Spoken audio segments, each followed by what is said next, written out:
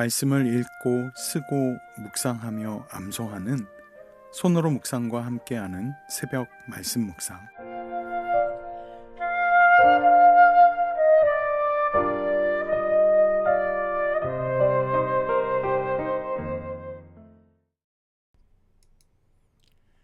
(3월 4일) 새벽 말씀 묵상입니다.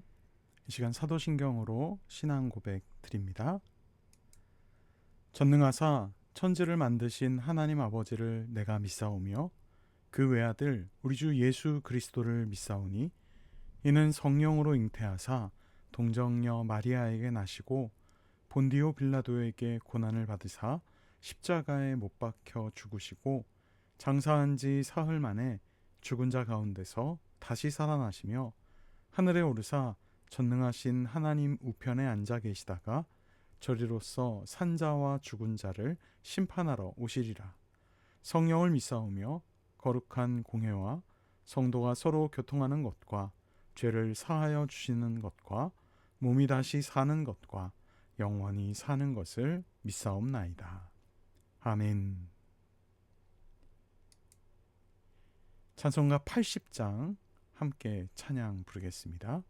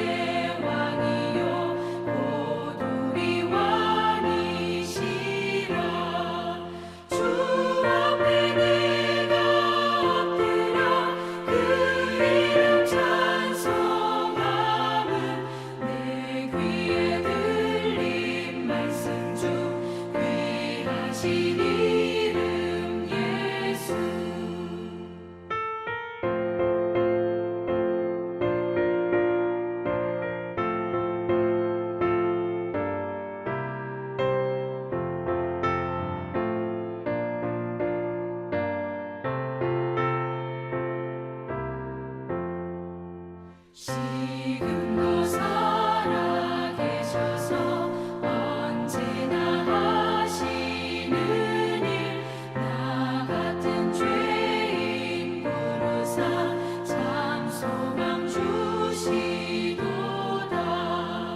주 앞에 내가 엎드려 그 이름 찬송함은 내 귀에 들린 말씀 중 귀하신 이름 예수.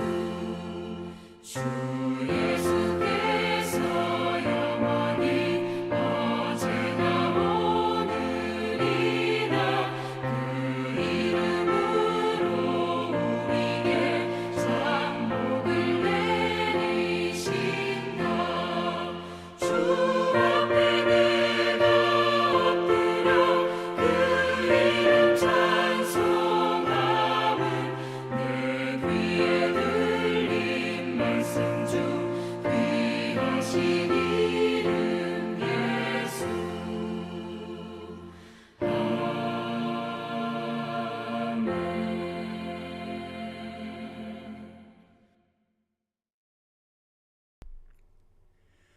이 시간 마태복음 22장 말씀을 함께 전체 다 읽고 난 후에 오늘 주시는 함께 묵상할 말씀을 또 다시 읽도록 하겠습니다. 마태복음 22장입니다. 마태복음 22장.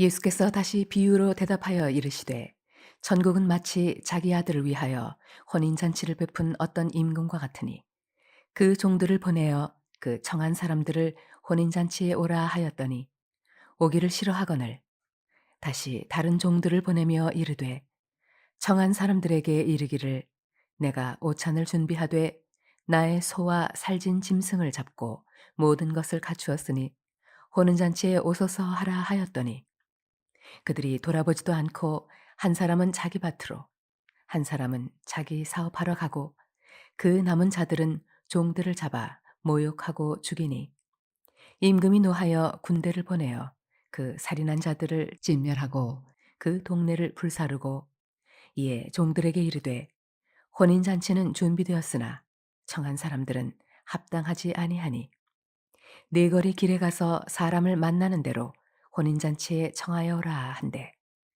종들이 길에 나가 악한 자나 선한 자나 만나는 대로 모두 데려오니 혼인잔치에 손님들이 가득한지라 임금이 손님들을 보러 들어올세 거기서 예복을 입지 않은 한 사람을 보고 이르되 친구여 어찌하여 예복을 입지 않고 여기 들어왔느냐 하니 그가 아무 말도 못하거늘 임금이 사환들에게 말하되 그 손발을 묶어 바깥 어두운 데에 내던지라 거기서 슬피 울며 이를 갈게 되리라 하니라 정함을 받은 자는 많되 택함을 입은 자는 적으니라 이에 바리새인들이 가서 어떻게 하면 예수를 말의 올무에 걸리게 할까 상의하고 자기 제자들을 헤롯 당원들과 함께 예수께 보내어 말하되 선생님이여 우리가 아노니 당신은 참되시고 진리로 하나님의 도를 가르치시며 아무도 꺼리는 일이 없으시니 이는 사람을 외모로 보지 아니하심이니이다.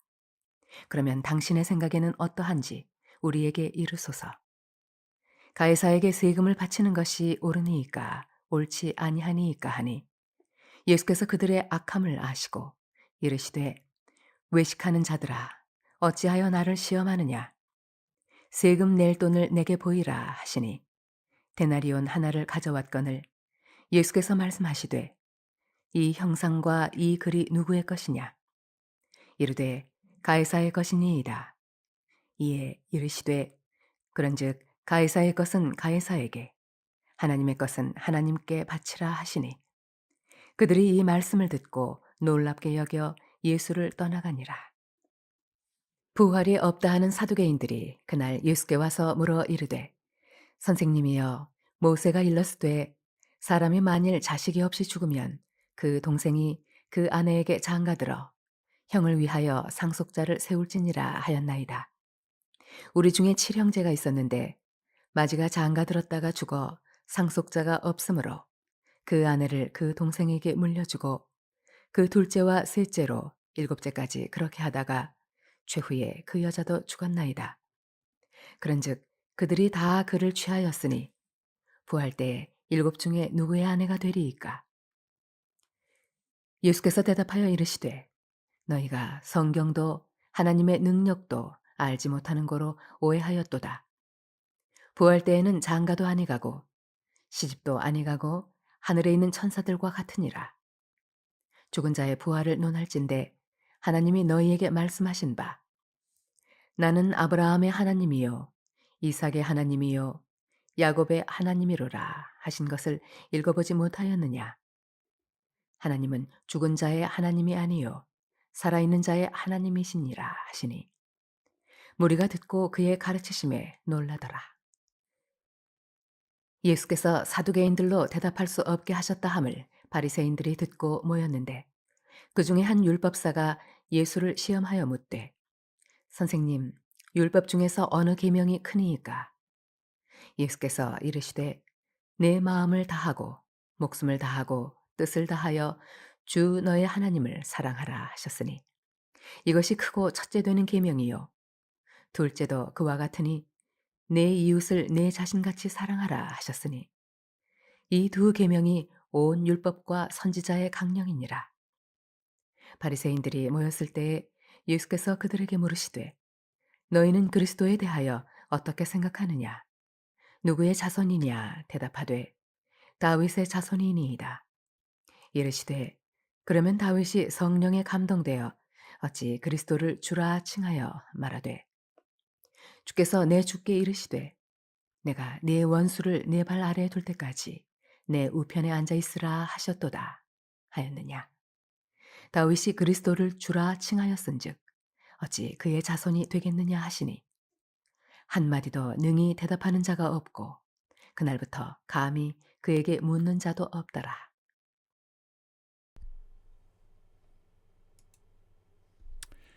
네, 오늘 주시는 하나님 말씀을 함께 읽겠습니다. 29절과 30절 말씀입니다.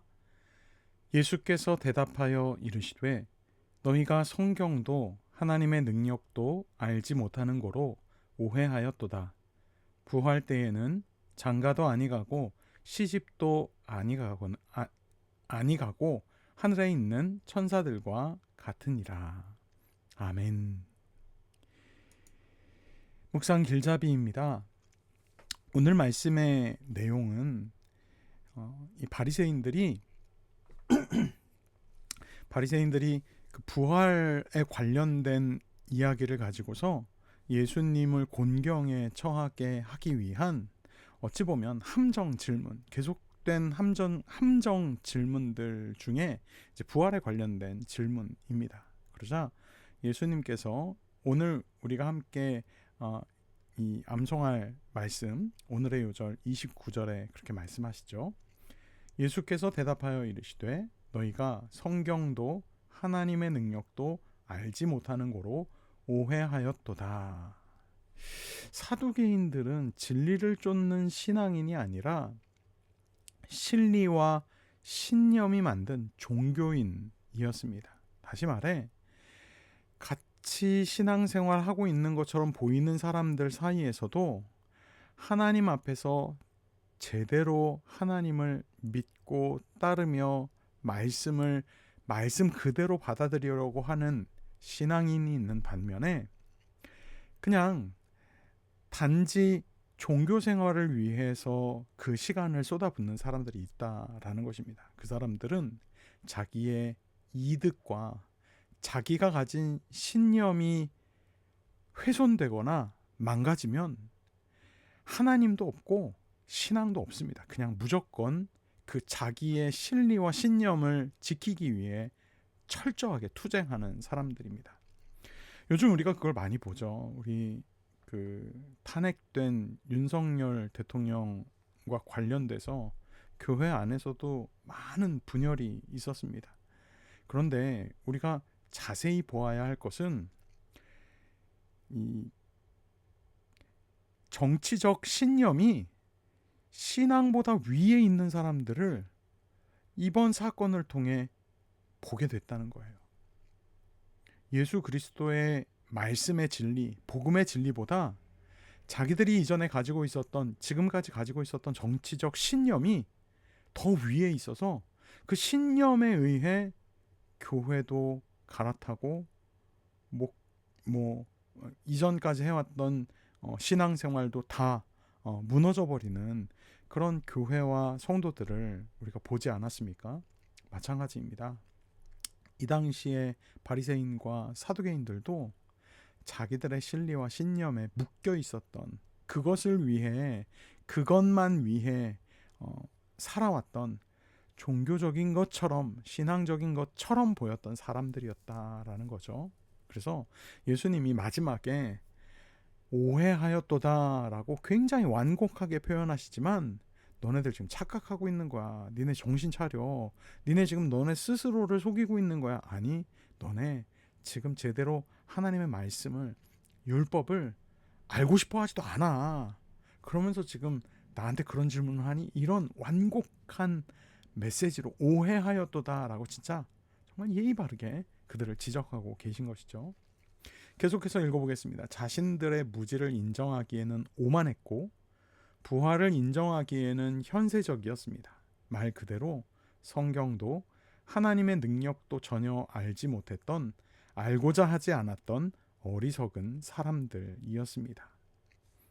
이처럼 바리새인과 사두개인들, 이 당시에 주류를 이루었던 누가 봐도 랍비, 선생, 그 성경에 율법에 능통한 사람들, 당연히 성경에 능통하고 율법에 능통하고 말씀에 능통하니까 당연히 신앙도 훌륭할 거라고 생각했던 사람들이었는데 사실 그렇지 않았다라는 것이죠.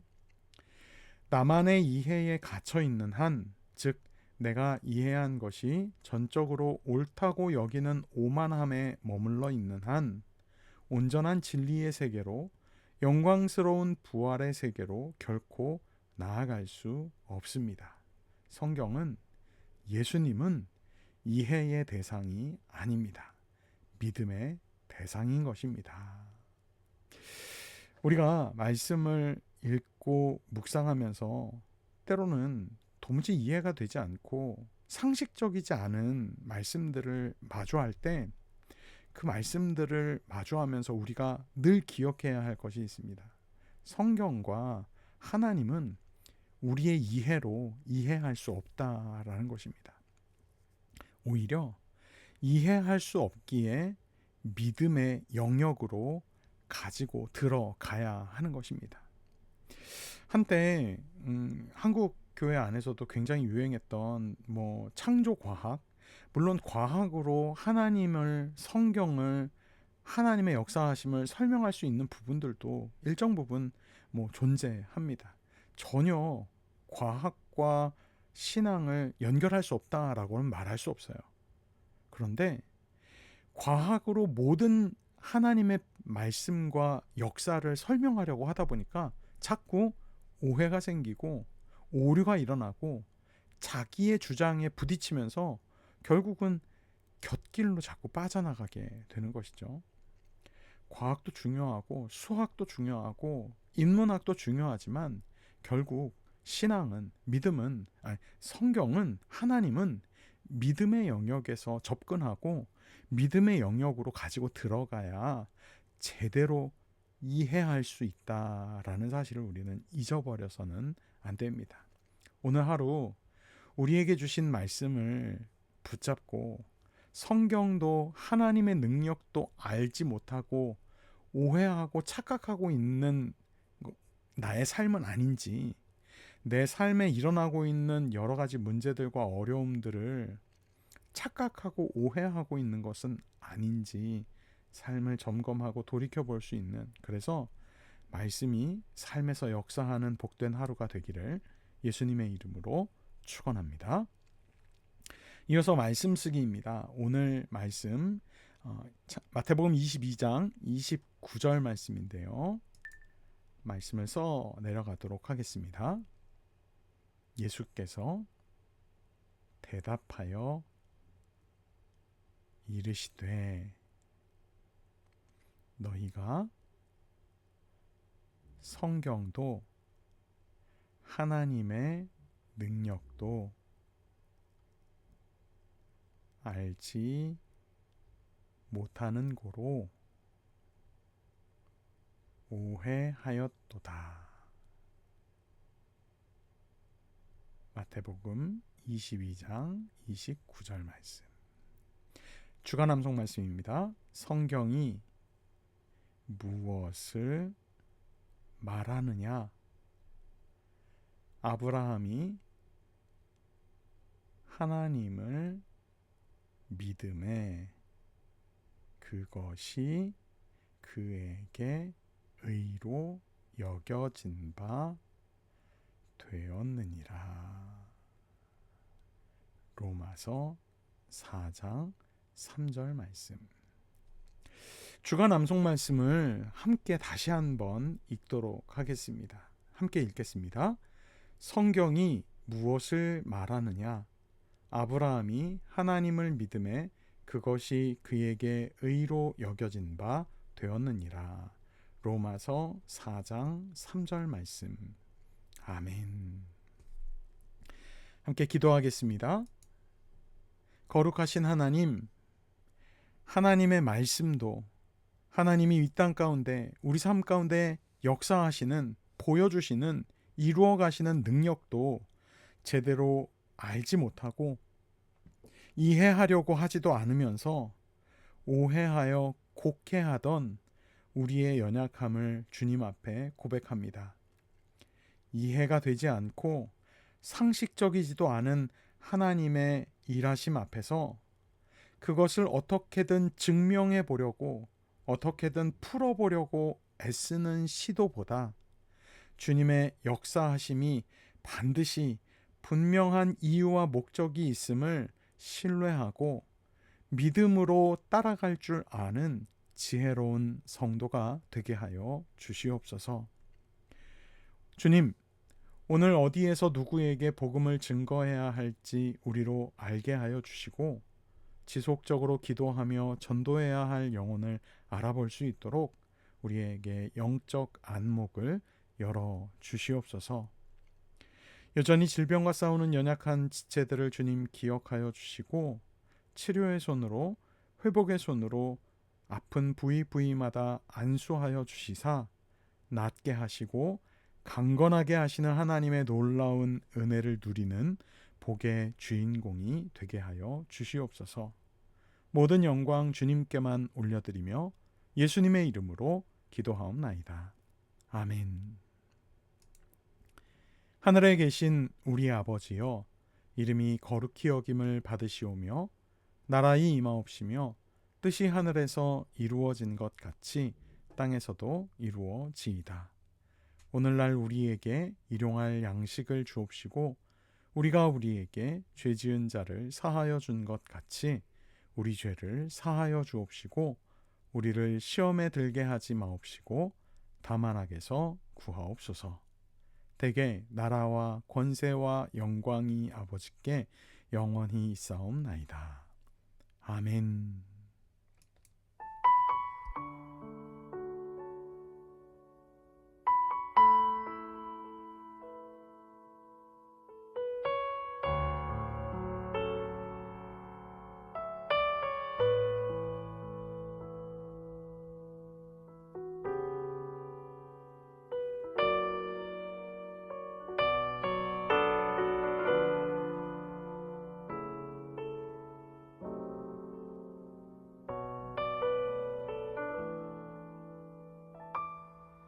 주께 가까이 날 이끄소서.